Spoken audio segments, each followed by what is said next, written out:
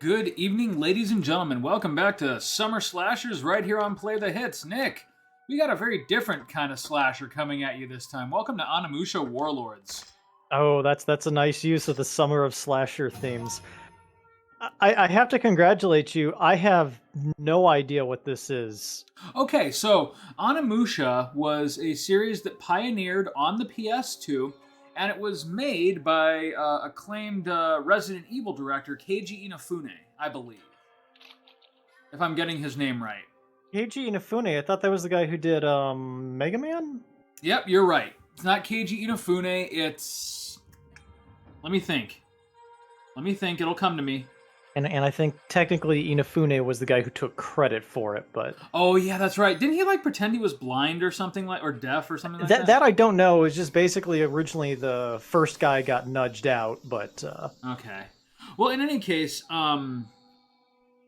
this game was made by the creator of Resident Evil.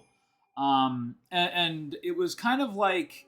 kind of a pet passion project of his. It kind of retains some of the same elements. There's some horror elements of it, but way lighter than Resident Evil. Oh, this is the high art game that he wanted to make, huh? Oh no, not at all. This is the Samurai Demon Slayer game he wanted to make. Mm-hmm. And yes, Nobu Naga is the villain. that is straight up Oda Nobunaga. Shinji Mikami. You're going to need to recommend a good autobiography of Nobunaga. I highly recommend watching the Age of Samurais documentary on Netflix. It gives you a fantastic... it's a documentary, but they hire, B-movie, samurai actors to play all the parts, and it is supremely well done. And entertaining. And this is Samanosuke. He is based off a famous Japanese actor who I have no idea who he is. Was the actor also cross-eyed? Yes. Actually, I believe that's just PS2 graphics, man. Yeah, I know. It was impressive for the time. you got to have that disclaimer for all of these HD remasters. They were impressive for the time, and this game, I really feel like, a lot better than many PS2 games, really retains its charm, at least for me. And I'll be curious to know what you think coming in with a completely fresh set of eyes, having never played this and having no love for it whatsoever. Feel free to be as brutal as you want, because I'm well aware that this is just teenage nostalgia for me. Now, you may want to up your voice about 5%, just a heads up. Alrighty. Oh, spoilers!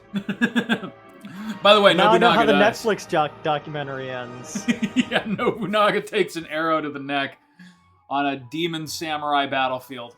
That's funny because I literally don't know how accurate that is. So the whole thing about Nobunaga, historically speaking, is that he was such a brutal warlord, and he was so successful in all of his military campaigns that that the Japanese people assumed that he made a deal with the devil or with an Oni, and that's why he was so revered and feared.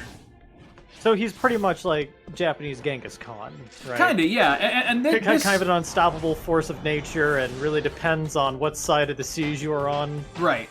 And so the wonderful thing about this game is it kind of leans into elements of Japanese mythology, while at the same time kind of focusing on their big paranormal demon mythos, which are the Oni. And so a lot of this, and don't get me wrong, I am anything but a Japanese, you're right, he is quite cross-eyed, anything but a Japanese mythology expert. But I do understand that a lot of the references and the reading material that you can pick up in this game, like in the Resident Evil games, it's all quite accurate. So that's kind of cool. Yeah, I was gonna say, I've been getting really big Dynasty Warrior vibes, or I think that's probably just because of the fact that there are samurai. No, well, graphically, but yeah, but I mean, truthfully, Noi.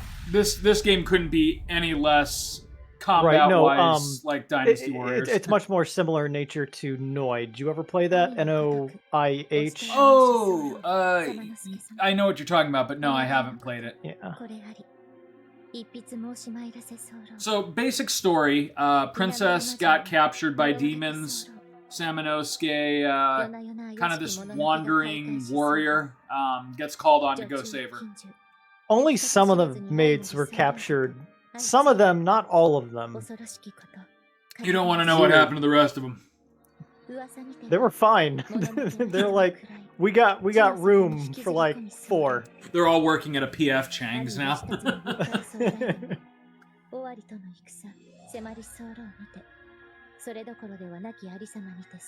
I did set the subtitle, or sorry, not the subtitles, the voice over into the Japanese, because quite frankly, there's some English acting that even I can't tolerate. Remember with the American release of Princess Mononoke, like Minnie Driver did some of the Mononoke. Yeah, thanks for the correction. No, you're fine. Hey, yeah, that's remember, right. Remember when like Minnie Driver did voice acting for that movie? I don't, but that's freaking awesome. I want to say Burt Reynolds did. Don't quote me on that. Oh, by the way, you mentioned my voice volume. You can tweak that on your end as well. Yeah, I did. Okay, cool. I was going to say, just right-click my portrait. I mentioned it because I've got this like chronic fear of the audio coming in incorrect. Yeah. Because like I guess the audio in Blood Wash was like pretty on the low side, and that was probably my fault. But that's all right. I mean, I thought it came across really well. And that game, I mean, yeah, there's some voice acting, but it really relies more on its sound effects, which I thought came in pretty clear. But yeah, in like, I think this game was released in 01, 02, somewhere around there, and I remember just being floored by the graphics. Oh yeah, now are these this pre-rendered backgrounds? Yeah. So that's one of the other cool things is it's one of the few remaining games of that era to use fixed camera angle pre-rendered backgrounds. And because they were on the PS2 and because there was a widescreen mode, I think they look really nice. I mean, they're clearly static images with a 3D character juxtaposed over them, but I still think they look pretty good. Doo-doo-doo-doo. It's a demon ninja. Oh, we're getting right into it. Oh hell yeah, yeah. This game is not slow paced.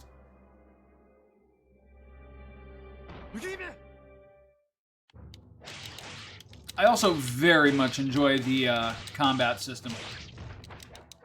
Yeah, I mean, I would take these kind of interesting preset pre-rendered backgrounds over something like God, what came out this week? Like Xenogears 3? Xenochronicles 3? Oh, Xenoblade Chronicles 3? Xenoblade, yeah. I would take this over like another bland, generic, like,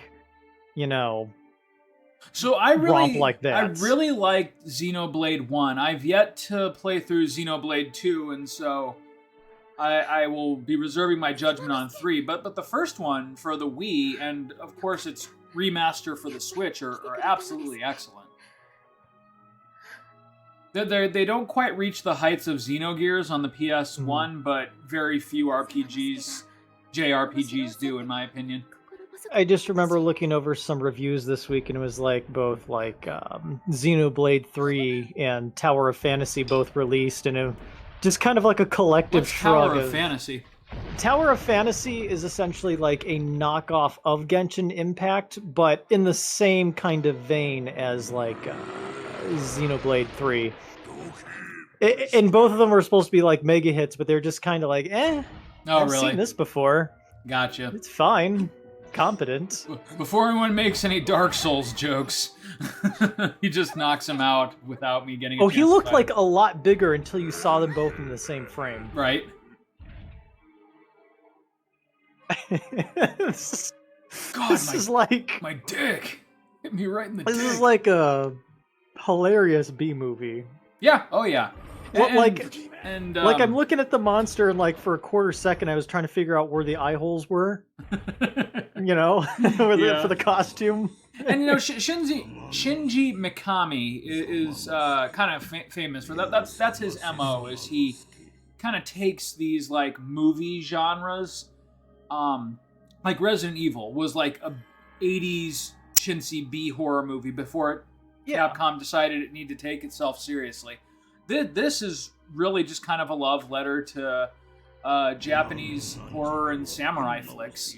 Well, it's funny you say that because, like, I really enjoy these kind of games that are just they fully acknowledge what they are. Yes, and it's just unlike fun. what you said, where like Resident Evil and everything else has to take itself to be like the most freaking serious thing in the world. Right, and you know, also to this series' credit, it was a PS2 trilogy, and when the third game that concluded the story ended, the series just ended. Like you don't see. Remember when stuff ended? Yeah, right. Like Shinji Mikami just decided, hey, I made what I wanted to make, and now I'm ready to move on to other projects. And so we're not seeing like Onimusha 7, you know, Samanosuke's Revenge. Yeah, and the inevitable like mobile game tie-in port, yeah, right. You know, the gotcha game. Yeah, I know. Pops up in your newsfeed. This week we'll be rolling the Nobu Naga banner. Yeah. So here's the main gimmick of the game. You get this demon gauntlet that lets you absorb. The disc. Yeah, it lets you absorb the souls of fallen enemies. And it's basically this game's like upgrade currency. It's also how you absorb health and magic and stuff like that. Oh, so you absorb demon souls. Yeah. Imagine that. Like a solid like 4 or 5 years before that was a thing in the gaming industry. All right, let's see. Oh, at these things you can also enhance yourself. Please don't let me save over my... I guess it doesn't really matter, except that I got all the unlockables in that. I mean, I guess it's like, well, don't save over something important. Right. It's 21 hours of your life you'll never get back. Actually, this, like, even a relatively completionist playthrough of the main campaign of this game is only going to run you about 8 hours, and we're obviously not going to go for completion. Is this kind of like on rails, like God of War, kind of? Oh no! Once you get to the kind of hub area, you definitely see its Resident Evil roots. I was just gonna say, this feels very Resident Evil. Yeah. Oh yeah. Basically, Nobu Naga's castle is just the Spencer Mansion. Man, wasn't it great when you can go to the store and you could like you could go to like Family Video as a kid, like pick 5 random games and it'd probably all be like strange and different. Yeah, and like there's some like real gems in there. And actually for the time when this was released, it released to relative fanfare because, you know, it's like, oh, the Resident Evil guy's doing something new, let's check it out. But then everybody forgot about it right after Devil May Cry came out. Well, like, it was literally, like, I don't know why Capcom did that to this day. They released these games, like, back to back. And it's almost like they were competing with themselves. Forget him!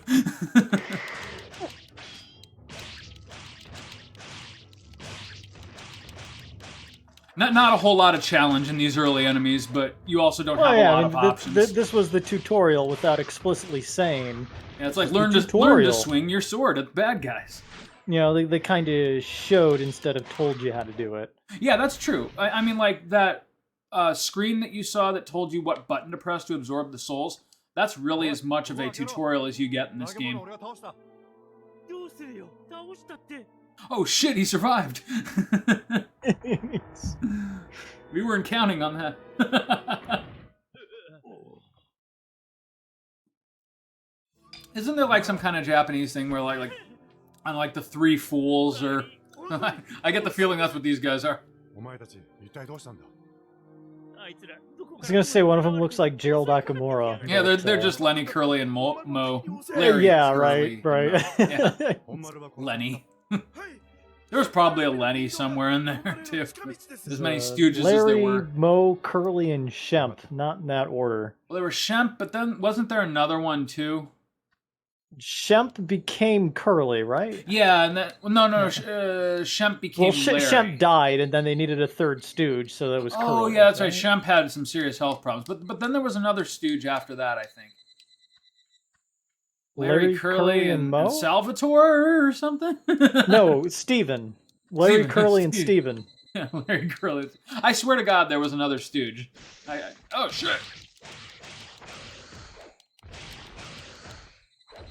Steven's been my go-to like makeup name this week. Steven. I had an audit with the Bureau of Workers' Compensation, and I accidentally reported one too many people. And when asked about it, I was like, "Yeah, that's Steven. I forgot to mention Steven." What? You guys don't know Steven? Oh. We just hired him last week. His name is Steven. What wonderful thing about the pre-rendered backgrounds is that there will absolutely be moments in this game where like we'll just turn a blind corner and there will be like 7 enemies waiting to kick our ass. I like that. Yeah, right. Like again, if you grew up in the era, that was just, one of the risks you ran in playing these games. There should be a medicine. Nope, map. Neat. So you do get like medicine to recover your health in addition to souls, and you can bet the game probably keeps track of how many of them you use.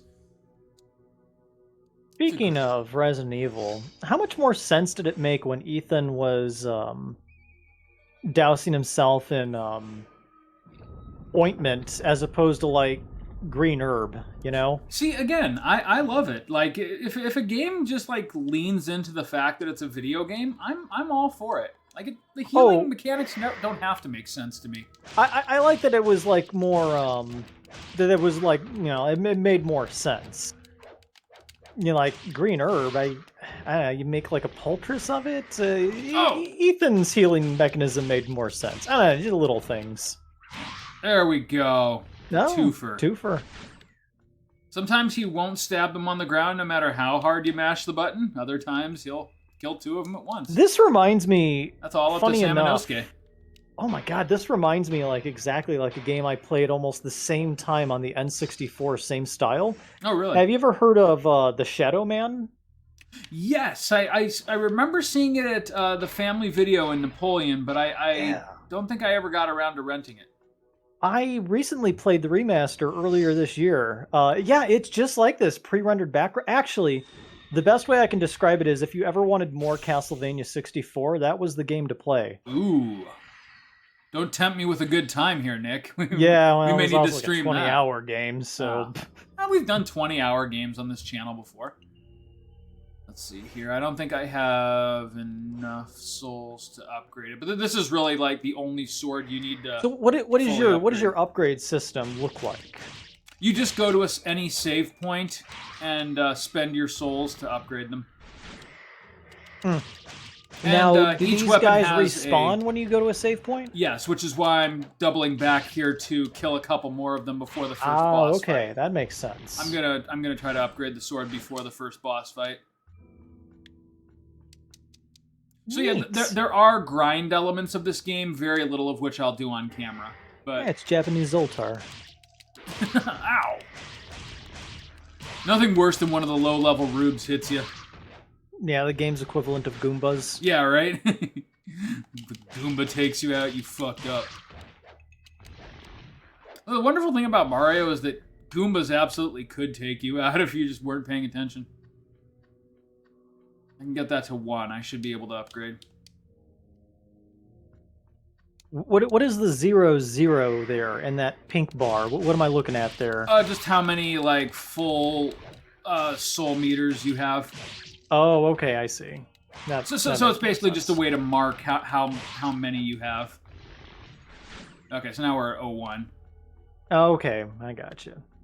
Like each upgrade takes a certain number of souls to acquire. We should be okay to upgrade, I believe. We'll find out. Oh yeah, the world's most challenging puzzles. Oh boy. Of course, it's a Resident Evil game. There's gotta be puzzles. You bet your ass there does. Okay, so let's see. We have 3 moves to complete this.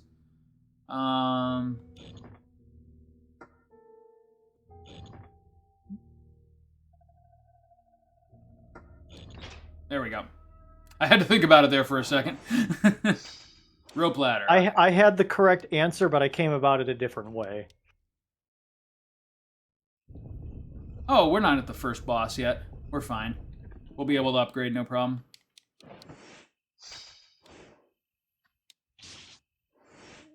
Eat those magic jewels. Yeah.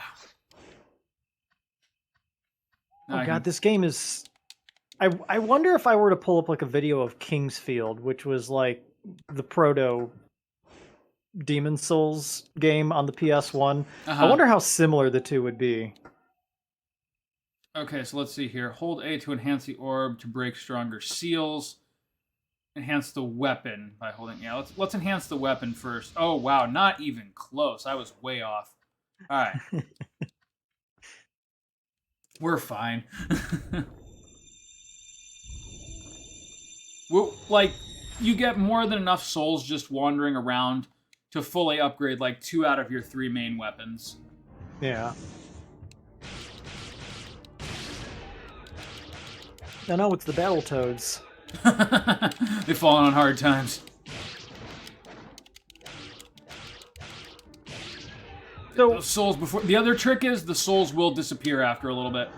Oh, so you got to make sure that... so part of the challenge of combat is, you know, do you go for as many kills as you can get as quick as you can get, or do you take time to draw the souls or let the chips fall where they may? So. Now, have you seen anything about Final Fantasy 16 when, if ever, that's coming out? Yeah, apparently next summer. That's the release date.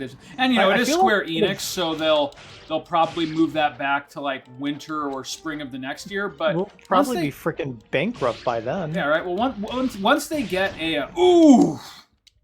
I just ate it. Yikes. Well, once they get a release date down for a game, like, they're usually not too far off of it. The big problem with Square Enix is they'll... like, announce a game like a full 7 or 8 years before they have any intention of releasing it. Well, it is what it is. It gets them in the news cycle. It gets people talking about it. You know, right? But don't get me wrong. Like, from what I've seen, I am very excited. Well, I blocked. I don't get it. I blocked. I am very excited for FF16.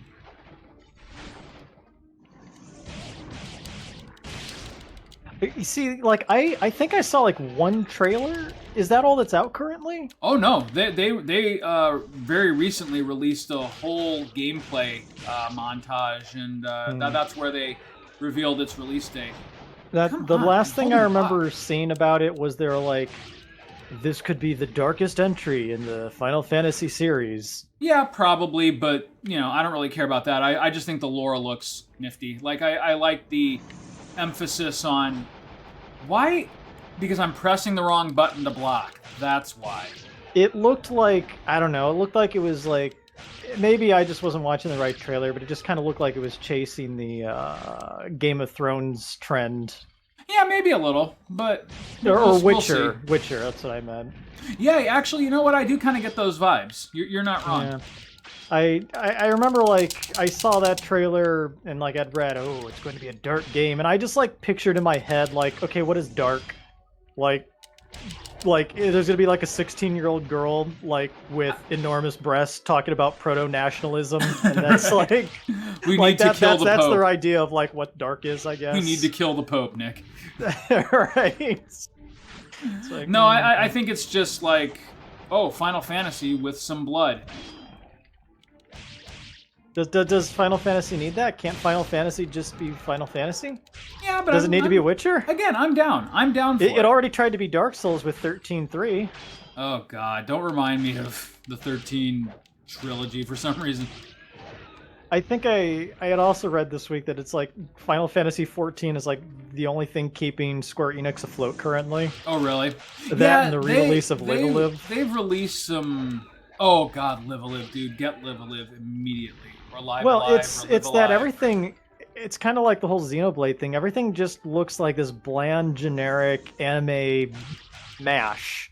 Dude. And don't get me wrong, like that aesthetic has its place. Sure. But when all of your games look the same. But that place is the Tales series, damn it. Sure, yeah, absolutely. I have nothing against the Tales series, but it's like, again, if I can't like visually distinguish your IPs from a screenshot, there's a problem there. But side note, if you have any inkling at all, pick up Live Alive or whatever you want to call it. It is Yeah, phenomenal. I've seen it, and I've seen that it's got a pretty good pixel release or remaster. Yes. I'd say it's on my radar, but it's just so far back there. Dude, put it way up front, man. It's so freaking good. Actually. It is absolutely like, I have no negative to say about it. Have you ever gotten into the Gunvolt series? No. Same publishing company that did the Shantae games, but it's essentially Mega Man. Okay. There's also the Vestiria Saga 2, which is basically the guy who made the Fire Emblem series went off and basically did like Super Nintendo-esque versions of Fire Emblem. Oh, interesting. Just with like modern niceties and stuff. Okay. I feel like there's just so many good things that are coming out already that it's like, oh god, I don't know where I can fit like a 20-hour JRPG with multiple endings. Oh yeah, and that's exactly what it is. But the wonderful thing is though, it's a Super Nintendo game, and other than the graphics, they absolutely didn't touch it. Like they did not make any. Oh yeah, it sounded like a perfect remake. And so the beauty of it is, like, if you enjoy Squaresoft from the 90s, then this game is going to really it's like basically discovering a lost, Square entry from the 90s. Because you could not get a copy of that up till there was an English patch, but for some reason I never downloaded or played it. Like, it was just kind of off my radar for essentially 30 years. But now that I've played it, I'm kind of kicking myself for never having touched the SNES version. I mean, it is wonderful. The gameplay is really fast paced for a turn based RPG and a lot of fun.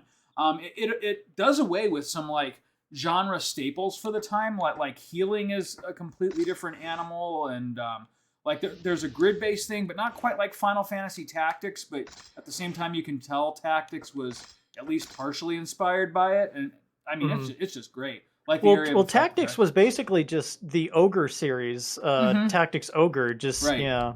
Well, you know this. Oh yeah, absolutely. Which Tactics Ogre is also getting a re-release soon. Yeah, I'd be down for some Tactics Ogre.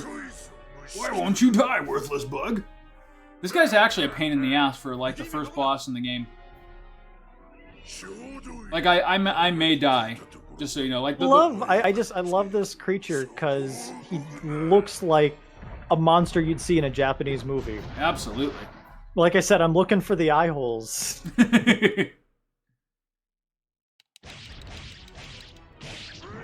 Oh! Forgot you can't block that. He thought it was funny too. You can't block that at all. Oh dear. Dear me.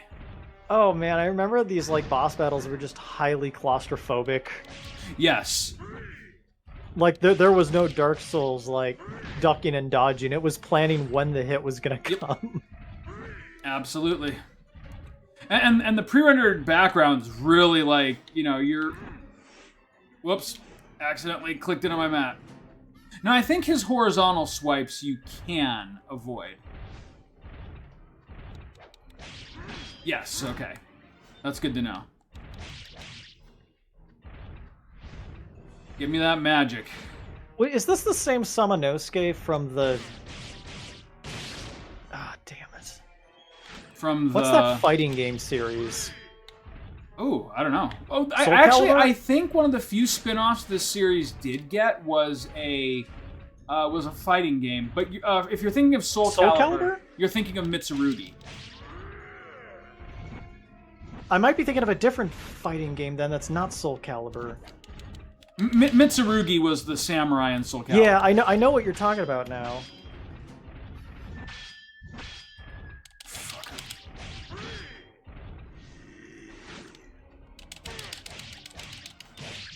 There it is. That's what I want.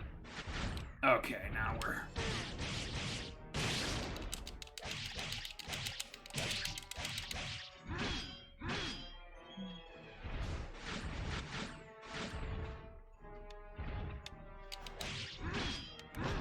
No, I'm thinking of something different.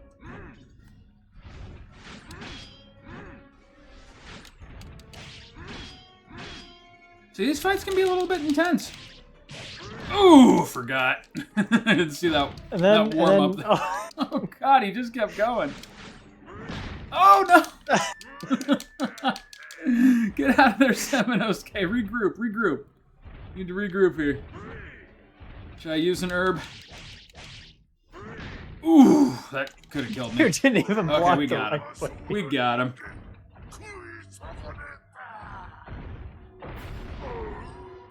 It just looks like he passed out.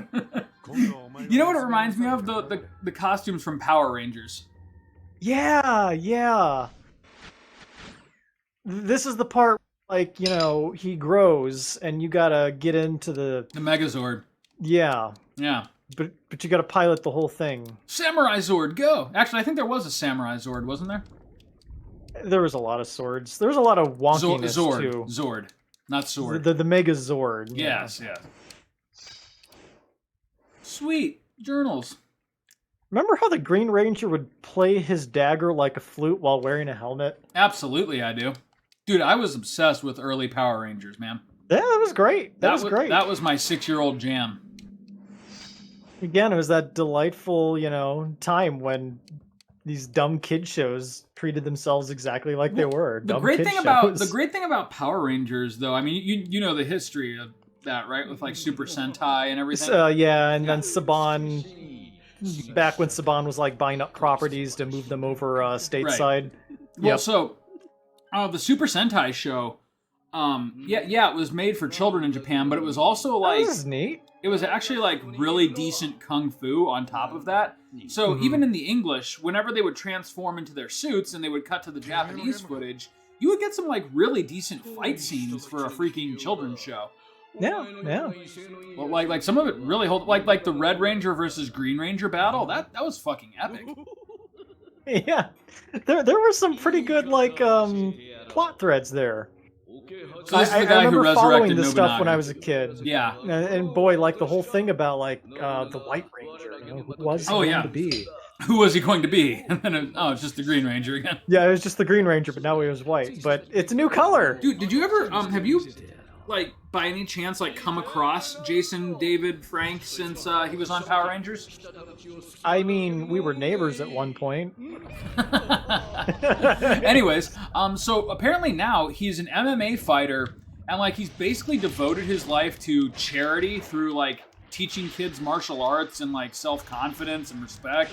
The Green Ranger? Yeah, like he's a fucking great dude. It's funny because he looks God damn it. Give me a sec. I have to Google this. You have to Google Jason David Frank? No, I have to Google what the name is of... I'm kicking myself because I love this actor. But yeah, he like... Adrian Paul, who played the Highlander in the TV series. He looks just like him and he did the same exact thing. Oh, nice. He devoted his life to charity after his live action series was over with. And he's like super cool to fans. He'll gladly like put on a Power Ranger costume when called upon to do so and just like pretend it's still the 90s. Like he's just a cool guy. However, you can't read it. Well, then what the fuck is it good for? It's written in English. Right. That could be problematic. All right, so now we got the red orb, which means we can open some of the red doors. The fire sword is okay, but like you end up doing more damage with the lightning blade and faster. So like it's like your raw power weapon, which is good for certain enemy types, but you generally don't bring it out like I'm doing now against like the grunts. Like here it's fine because these are still really low level enemies, but like once you get to ones that actually play defensively, it's just too slow to hit them properly. Right. And I like how the further you get into it, the more you're kind of like, you know, different enemies require you to use different strategies other than hack and slash. Right. And I mean, don't get me wrong, like, essentially the combat is hack and slash, but it's good hack and slash. Fuck. You get over here. You're not running away with my souls. Hell yeah. There we go. That was a lot of souls. See, those enemies are like a high risk, high reward. Like, you waste time trying to kill them, and they could run away with all the souls, or you could kill them all and get, like, a lot. Alright, so we're going to upgrade the weapon, and then we'll upgrade the 2 orbs. Like, I probably won't upgrade the fire or wind blades until last. Like, I'll probably spend more time first on the orbs and the lightning sword. Now's a decent time to grind for that. While we were talking, I had the trailer for Final Fantasy 16 in the lower left-hand corner. Oh, the new one? Yeah. Not impressed, huh? It looks fucking boring. I think it looks cool. I think it looks cool. I'm all for it. Of course it looks cool. It's nothing but cutscenes. There's no gameplay. Yeah, there is. Dude, are you watching the right trailer? Like, the new one is a lot of gameplay. It's just okay. Oh no, I'm watching the one that was like it's just like all the summons. Oh showing yeah, off the graphic engine. like check out the one that shows like there's apparently like the new one shows like there's multiple different like combat systems. There's like kind of like the basic like battles, and then there's like one-on-one duels, and then there's like giant monster battles apparently, which has me really excited because they're basically treating the summons in that game like kaiju. So yeah, I'm down. Yeah, I mean the combat looks like I've seen it before. Like the thing is like I'm looking at it and like nothing here looks like Final Fantasy. This looks like that's the point, man. Final Fantasy doesn't have like one type. It doesn't need to be any one style or even like combat system. Like one of my favorite ones is 12, and like people always bitch about like how different that one is. Well, no, I mean, I think you can show a picture from like 1 to 12, and it's fairly recognizable what the series is. This looks like Greedfall. Like what? Like Greedfall. Greedfall. Greedfall is like the most bland, generic. Literally every review that came out for this game was like, 7 to 10. It was fine. Okay. It's like nothing here stands out, but.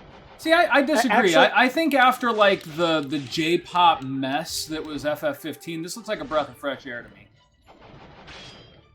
Like they're committing to a world, they're committing to a direction, they've got something different with the combat system. I'm really genuinely excited for it. No, the combat trailer and the story trailer is just all the summons fighting each other. The one that came out like in June. Yeah. Yeah, we're talking about the same thing. Dude, they show a lot of gameplay in that. It's 3 minutes long, and only 60 seconds of this can possibly be gameplay. That's not a lot of gameplay to you? No! I was expecting like an E3 demo for 16 minutes. Oh, yeah, no, they haven't done anything like that yet. My guess is we probably won't get that until maybe like Tokyo Game Show or something. The funny thing is like as I look at this, I want to say bland and generic, but funny enough, like if you were to make the Stormlight Archives a game, this is probably what it would look like. Huh? That's actually kind of a good point. That like, give me that. Game instead. Actually, yeah, that would be really fucking cool. But side point, all joking aside, I'm really, really pumped for 16. Like, and you cannot convince me otherwise. Oh, fuck. I mean, it'll come out. Square Enix will make their money, and maybe I'll like it, maybe I won't. It's fine. It's like, I haven't really gotten excited for Final Fantasy in like a long time. And I think we've had this conversation before though. It's if you want a good JRPG, like you have so many options now instead of like when we grew up when it was like, well, you got Final Fantasy or Final Fantasy. Yeah, that's true. Except in Japan where you had like Live Alive and a whole bunch of other awesome titles which that stuff just never made it to the West. And I mean, what did you have for Western RPGs? And I really think that's why like I'm so like enchanted to this day with the PS1 era of games, because I feel like that's where we really did start to get all that good stuff. What the hell? I'm going to go completely Western against what I RPG just said. Like Western RPGs, you mean? No, like all of the JRPGs that Oh, yes. we didn't get on the SNES era started for some reason making their way over on Sony's console. Yeah, I was gonna say, like, when do you think Western RPGs? And I hate that term. I really RPGs. didn't get into Western RPGs probably until like maybe 2010. Weirdly enough, the first one I can remember being really into was Dragon Age Origins on the PC. Okay, that's funny because I was gonna say Mass Effect. Well, yeah, and consequently, same studio. Right. BioWare. I went back after playing that game. I'm like, wow, if they made this, maybe I've been misjudging Mass Effect, and of course I was. Yeah, BioWare was really the company that kind of from like really turbocharged from like that. 2008 to 2011, they were fucking on fire, and then Mass Effect 3 happened, and a lot of things happened before Mass Effect. Did I ever tell you that the chestnut. ending for Mass Effect 3 is directly ripped from the pages of Isaac Asimov's Foundation Book 4? Really? Asimov was that big of a dumbass. Like, not even joking. Like, literally the same exact scenario, almost word for word. Yeah, so I watched the Apple TV series of the Foundation, and I watched, and I was thinking, boy, I must be missing something. I should probably read at least one of the books. So I read the first book, and I don't see what all the hype is about. Like, I'd probably sound like an uneducated rube to a lot of people, but I just couldn't get into it. No, you're not wrong. The Apple TV series was a mess. It's like loosely based on the books. Okay. Book one. Well, yeah. After one reading book one, I picked that up a little bit. But book one, I could almost hardly get through it myself. I mean, it was essentially like Isaac Asimov writing about the ideal 1950s manly man. Like, all of his characters were the same, right? Okay. Yeah. Yeah. I can see that. The thing is it was impressive in its scope in that once you get through the 7-book series, you've essentially spanned a series of like 1,000 years. Right. Well, it was kind of funny because I was thinking to myself, boy, and I thought the naming conventions for the Dune series were a little wacky. Asimov is just all over the fucking place. Like, unless the series have like numbers on the side of them, I couldn't tell you which one follows which. Yeah, I know. But I will say, the first, it's interesting because, like, if you read through the Foundation series, and it was fine. I didn't love it. You actually read through the whole series? Oh yeah, I read all 7 books. Wow, dude, you have more patience than I do. Well, the thing is you kind of get the evolution of Asimov growing as a writer because the Foundation was just kind of a bunch of short stories he had written. Right, yeah. And again, like, I couldn't find myself, like, entranced by any of them. I mean, he had some things he was trying to say about, like, nationalism and communism, blah, blah. Like a lot of writers of his era, but yeah. They start to feel more like sci-fi adventures in book 2 when they actually introduce, like, now that actually sounds fun to me. Maybe I'll give it a second shot then. Right. Like the second book is based on essentially a mutant who has the power to, like, push humanity off of the Selden plan. Okay.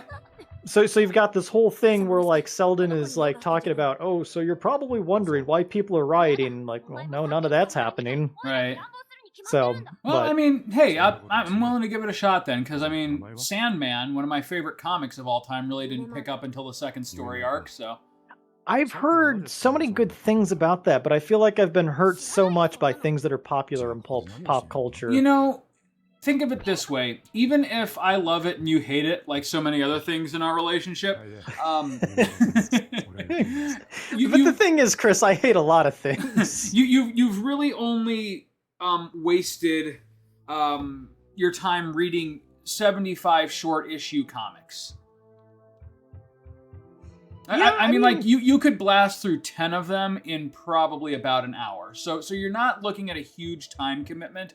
But by the end of it, like, I went from, this is all right, to, this is pretty good to holy crap, I love what I just read. Like by the end of it. Enough people whose opinion I respect have said good things about it to where I'm like, okay, I might be missing something, because my only experience with Neil Gaiman was American Gods, and when I put that book down, I was like, never a fucking again. Oh, see, I never read American again. Gods. I have no frame of reference for that one. It was infuriating because it was such a cool concept, and he just absolutely did the most boring thing with it. Oh, really? Yeah. See, well, even at its worst, I would never call Sandman boring. Like it goes in some strange directions, particularly in those early issues, but I would never call it boring. Sandman sounds like Neil Gaiman's kind of like magnum opus. It sounds like his Midnight Mass, if you will. Yes and no. Like, I want to give Neil Gaiman more credit than saying he peaked that early, but at the same time, yeah, I mean, Sandman is easily what he's most well known for. Okay, I've got to actually think about this one.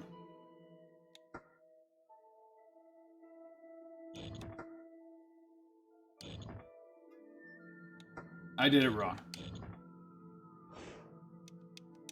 Anyways, yeah. So Sandman, like, you'll probably have to power through the first arc, because it's really just like him laying down the characters and establishing like the world and everything.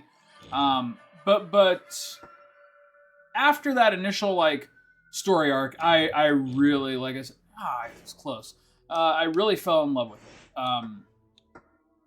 Once like he gets everything underway. So let me see here. I've got to get. Okay, so 3 needs to be in the top right. He directed that bizarre Beowulf movie, didn't he? He did? The like CG one with Angelina Jolie? Produced by Robert Zemeckis. Yeah, written by Neil Gaiman. Fascinating. And by fascinating, I mean troubling. Okay, I think I got it. Interesting. There it is. I remember being a little... I didn't know he did that one. Huh. Well, let's see. Okay, there's 2 Beowulfs here. There's a super weird one, and then there's a... Okay, this is the one that came out in 2007. This is not the really weird one. 07, yeah, that was the Beowulf, CG one, right? Beowulf 2007, a 3D computer animated action adventure. That was some horse shit.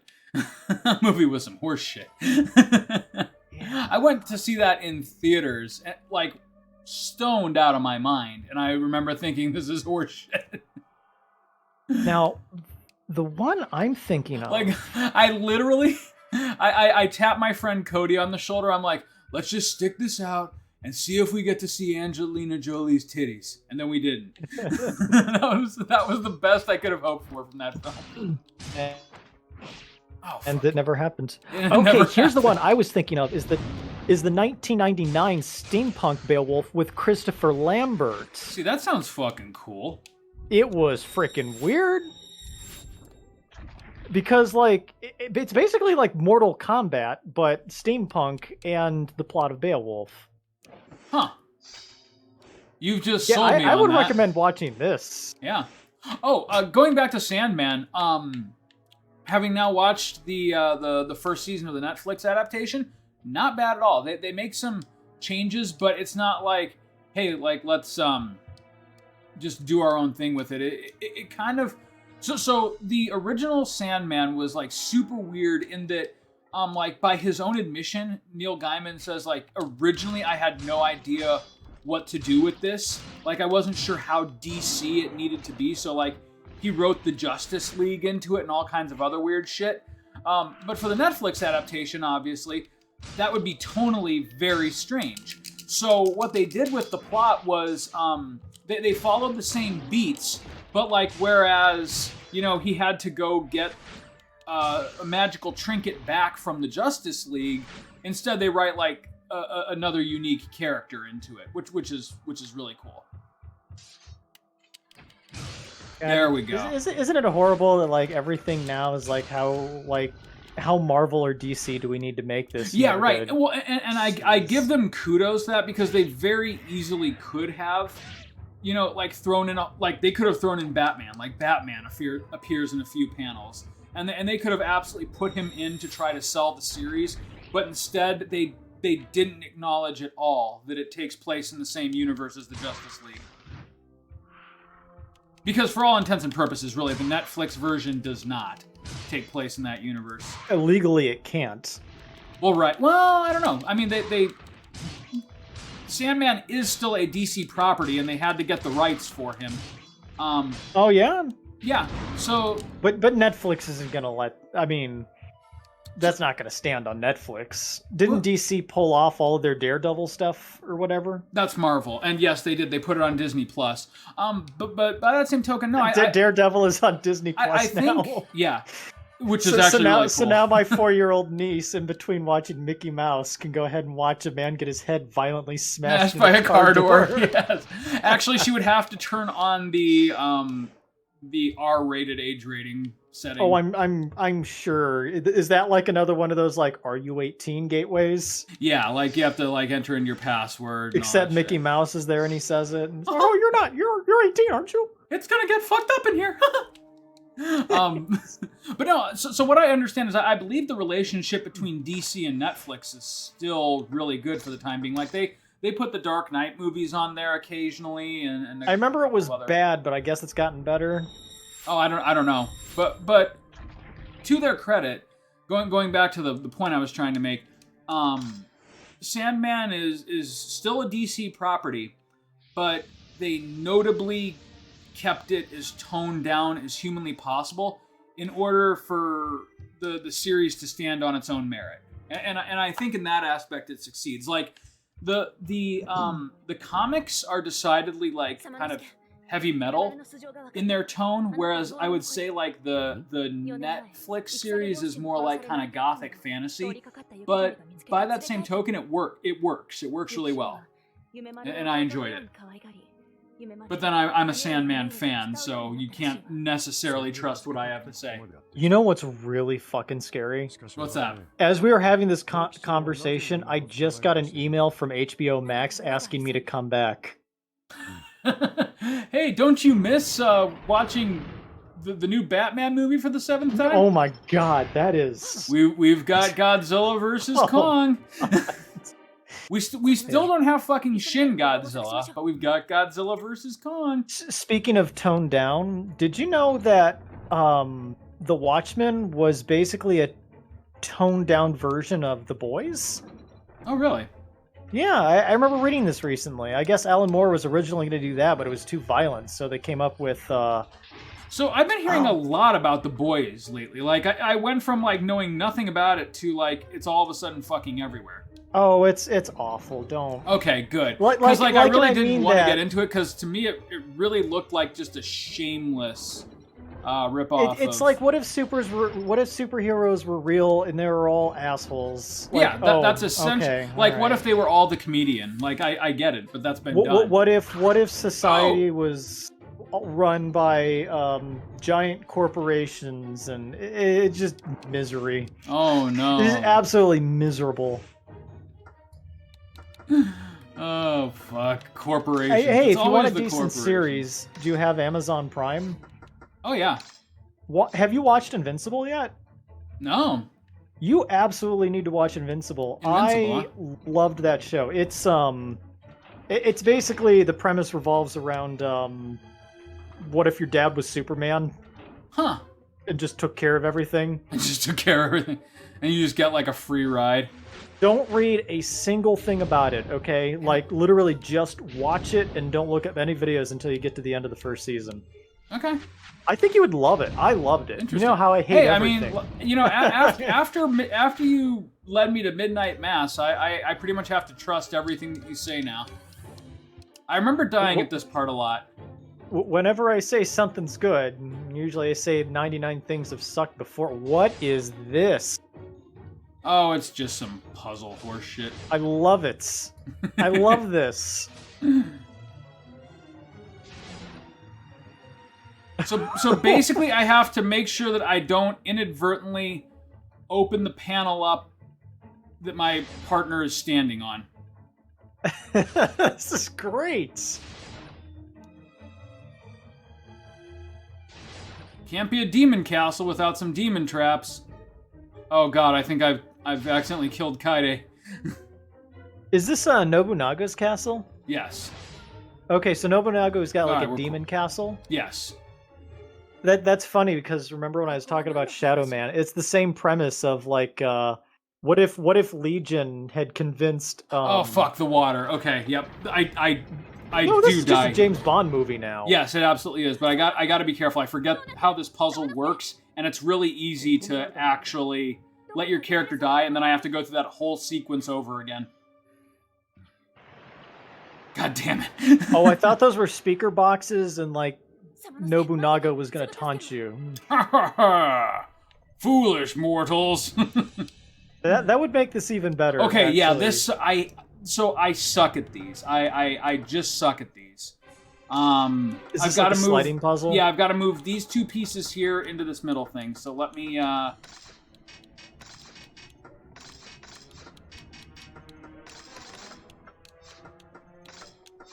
Oh fuck.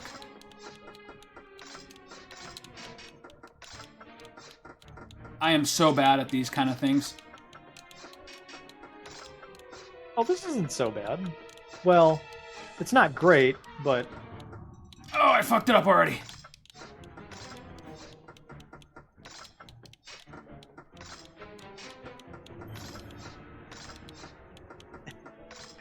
I fucked it up, Nick. I fucked everything No, up. you're doing fine. You just gotta take your time. No! No, I fucked it all up. I'm waiting for the part where she like gets a screwdriver and like just breaks starts... it. Yeah. Oh, It's like a Rubik's Cube where you're taking the stickers off. A Rubik's Cube is driving me crazy. Remember that guy? Nobody does. He was a Jerry Seinfeld. I remember him. No, he was a stand-up comedian who got like one Comedy Central special. He sang a song about the Rubik's Cube and opening it with a knife. And I just remember it being funny. There you go. There you go. No. Damn it. The thing is I would try to help, but relaying instructions would be impossible. Absolutely. But you're on the right track there. Oh, wait a sec. Ooh, this is a lot harder than... It's deceptively difficult, and that's the frustrating part. Oh, yeah, you really need those small pieces then. Yep. Yeah, Damn you it, need to no! shift those over to the right. And the worst part is, like, there's no, like, restart and try again. Nope, you're just fucked. Damn it! Ah! I mean, I can desperately struggle against this here, but I'm not gonna get it, I don't think.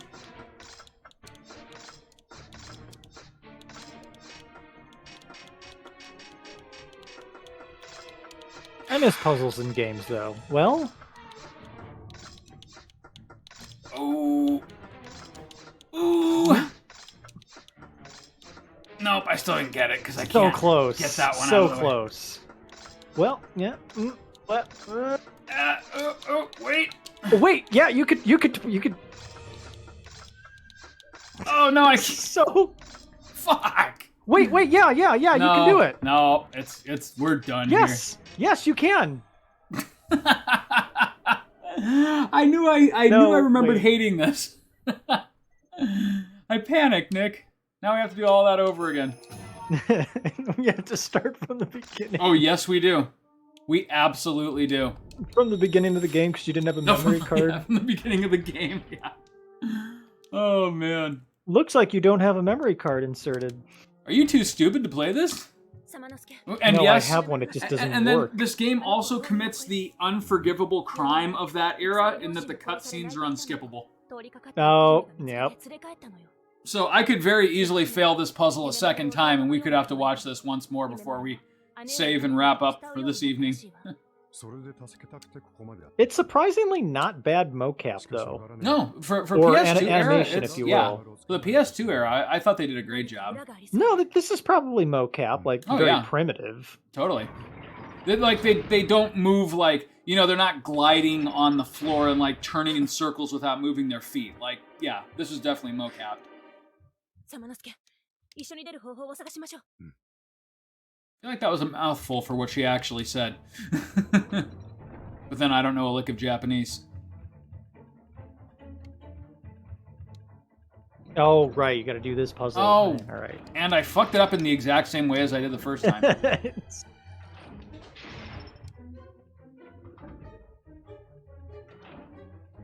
Our 100% world record speed run isn't going as well as I'd hoped. But actually, for only having played for an hour, we're a decent part of the way through the game.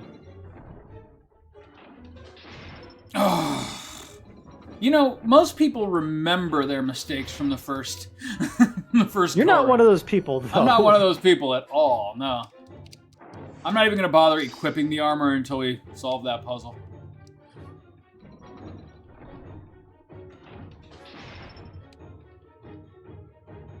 You haven't earned it yet. You've not.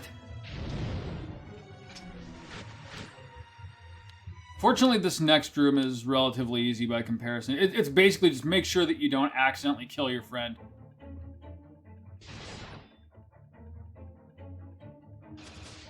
Have you seen anything, speaking of bland and generic from earlier, have you been following the new Lord of the Rings series on Amazon? No, not really. I mean, like, what's the verdict so far? It looks bland and generic. Bland and generic, all right. Well, they're also spending like, God, what is it like? It's not even 100 million. It's like $1 billion on this Nick, series. the big question, real quick, before we finish: do we Google this, or do you want me to try it again legitimately? You try it again legitimately. While you Google it, okay. And then we'll fix it in editing. We'll fix it in post. That's right. Oh man. Yeah, so like, I don't know, like, I loved the Lord of the Rings, like, main series, The Hobbit, and then the 3 Lord of the Rings books. Like, I absolutely cherish those. I never got into really, like, Tolkien's extended universe, so, like, I kind of get the feeling I'm, like, not the right audience for the Amazon series. Well, it sounds like what they're trying to do is they want to be like, hey, here's Lord of the Rings, but it's actually going to be Game of Thrones. Why, though? Because Tolkien sells and Game of Thrones sells. So let's try to put that peanut butter in that. But yeah. Why, though? You need to look up what the new Sauron looks like. You'll love it. He looks like Eminem. You're kidding. Well, so like, Sauron's thing, like, is he's basically a Tolkien stand-in for the devil. So yeah, he's supposed to be beautiful. Like, I understand that, but like, I don't know. How beautiful is Eminem in your? Well, I was gonna say, when I think of beautiful, I'm not sure Marshall Mathers is what springs to my mind. Oh God, we're so close. What if, like, you were doing so well and the game just decided to, like, needed to speed up? Right. Oh, yeah, you got it. You got it. I think I got it. Yes, I got it. Okay. Second time's a charm. So damn difficult. Hey, you shut up. I was panicking, okay? I set myself up for failure by saying, hey, I remember failing this a lot when I was a kid. It's replay value, though. You're not meant to get the puzzles the first try. No. I just had to, like, actually use strategy this time around with the little pieces instead of tucking them into a corner. You all right, Salmonosuke? Been better. I was almost Salmonosuke. Salmonosuke. Why didn't it equip? Da-da-da-da-da-da. There we go. I love how they just had an exact copy of his armor, only gold, just laying there. Well, it's kind of like interchangeable, you know? Yeah. It's all just Asian shit. Generic Eastern armor, yeah. You know? You know, though, again, you can tell that, like, out of the two games that Capcom was working on, Onimusha and Devil May Cry, like... I'm sorry, like, just the way the texture for the stairs Oh, pops. yeah, they went from CG to pre-rendered, yeah. Yeah. So out of the two games that Capcom was heavily working on, this game and Devil May Cry, you can tell all of the money went into Devil May Cry, but consequently, I feel like this game has more heart put into it. Like don't get me wrong, I like the original Devil May Cry games just fine, but like, I don't know, this is just a special game for me. I really enjoy it. I feel you. I got into a bit of a heated discussion with a friend of mine about our favorite Castlevania game, and he thought I was like being really hipster by saying my favorite one was Castlevania 64 / Legacy of Darkness. I still hold that those are legitimately good games. They're certainly good, but if you put it up against Symphony of the Night, is it objectively better? Probably not, but like I followed, like, as a kid, like, oh man, the Castlevania 64 will have a night and day cycle and a full interactive village full of NPCs with quests that you can play and 4 playable characters. Now, we now live in a post-Castlevania 64 world where none of that happened. Yeah, but I still don't think it was a bad game. I think the way the dream was just kind of like trimmed and trimmed and trimmed. Yeah, but I think the reason that it gets the hate that it does from a lot of people is simply that they were expecting Symphony of the Night on the N64. Yeah, and unfortunately, like, had they been able to create the game that they wanted, I feel that it would have got a very much different reception. Because, like, I mean, what they wanted was Curse like of Darkness. It was a lot closer than the original. It was closer, but not really close to what they wanted. Like, they wanted. Remember how we said when we were playing through the villa, like, they should just make a whole game about this with NPCs in a mansion? That's what they wanted. Right. Yes. And but by the way, we still need to do a second half of that series where you play as Cornell. I still want to see that. Yeah, sure. Absolutely. Like having watched you play through it as Reinhardt, I really want to see. I would love to play through it as Cornell. Give me I would love to play that again for October. Ooh, yeah, yes. My answer is a resounding yes. Which is just around the corner. I'm already gonna play through Resident Evil 8 again in with third person Ethan with Max. So. I wonder how they're, like, I wonder if they're going to try to get around showing his face finally. Or like, how that's, like, maybe, like, you just can't turn the camera in a way that shows his face? I don't know. That'll be an interesting... That'd be funny. That'd be interesting. Or they'll just finally show his face, which is fine, too, but... But, I mean, it doesn't matter, because, like, it's not like it's gonna be Wesker or anything, it's just...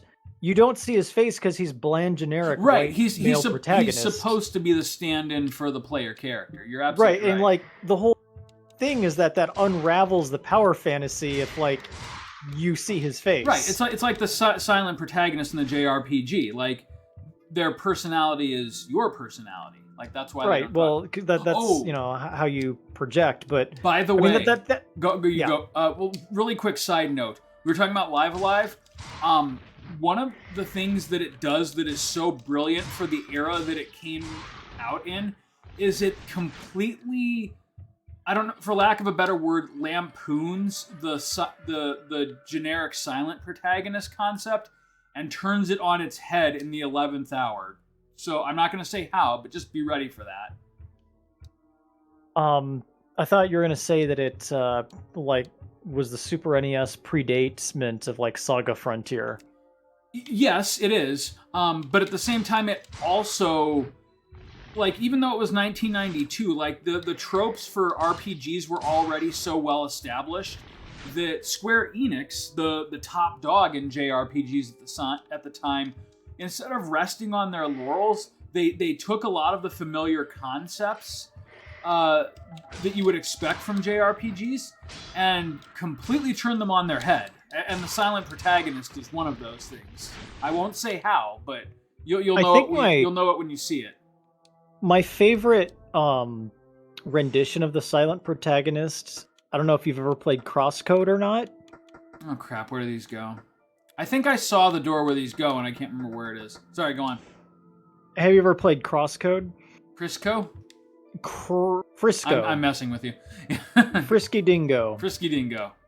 Awakenings. No, Crosscode. You would have liked it. It was kind came out just 4 years ago. It's basically like if you liked Secret of Why Mana, am I using this horseshit sword? it's just more of that. But oh yeah, it's like silent protagonist, except the protagonist could only use like 5 words, and it's like funny the situations they put them in to try to make that make sense. Ah, I gotcha. You'd have enjoyed that game. I think. Do you think you'll play Live Alive, or can I just spoil the shit out of it for you? My goal is if I'm ever going to play an old JRPG, it's going to go Xenogears, and then it's going to go Live a Live. Okay, all right, so I won't spoil it for you then. In that order. If we're having this conversation again honestly, next year, it's a good enough plot twist / spoiler that unless you have no intention of playing it, I wouldn't want to ruin it for you. Like I said, if we're having this conversation again in a year, I give you full permission. Okay, cool. If you still haven't played it in a year, I'm going to spoil the shit out of it for you. Oh, so close. Hopefully I'll be dead by then. I suppose we should save and quit, but I'm having so much fun. All right. Oh my god, it's been like an hour and a half. Only an hour 10. An hour 10? Okay, I'm reining it in a little bit. Yeah, Blood Wash was longer than this. I'm not complaining. All right, next time on Play the Hits. This is neat. I'm glad you like it. This is neat. I'm enjoying glad you like it. Good, because it's its own beast for sure. All right, we'll see you next time, Nick. Was he moonwalking? No. Oh God! I forgot about him.